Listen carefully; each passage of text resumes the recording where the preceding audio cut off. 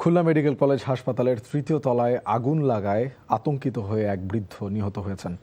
হুড়োহুড়ি করে নামতে গিয়ে আহত হয়েছে আরও ৫ জন। এদিকে হাসপাতালে পরিদর্শনে গিয়ে নানা অনিয়ম ও অব্যবস্থাপনা দেখে ক্ষুব্ধ স্বাস্থ্যমন্ত্রী সরদার মোহাম্মদ সাখাওয়াত হোসেন। সকালে হাসপাতালটির তৃতীয় তলায় অগ্নিকাণ্ডের ঘটনা শুনে পরিদর্শনে যান তিনি। এ সময় হাসপাতালে রেবিড ভ্যাকসিন রোগীদের টাকা দিয়ে কেনার ঘটনা দেখে ক্ষোভ প্রকাশ করেন স্বাস্থ্যমন্ত্রী। এ ঘটনার কারণ জানতে চান হাসপাতালের তত্ত্বাবধায়ক ডাক্তার মোহাম্মদ রফিকুল ইসলাম গাজীর কাছে। দ্রুত ভ্যাকসিন সরবরাহের জন্য নির্দেশনা দেন স্বাস্থ্যমন্ত্রী। পাশাপাশি রোগীদের নিম্নমানের খাবার সরবরাহ করার কারণেও ক্ষোভ প্রকাশ করেন তিনি। আগুন লাগার কারণ অনুসন্ধান করে মন্ত্রণালয়কে জানানোর নির্দেশনা দেন স্বাস্থ্যমন্ত্রী।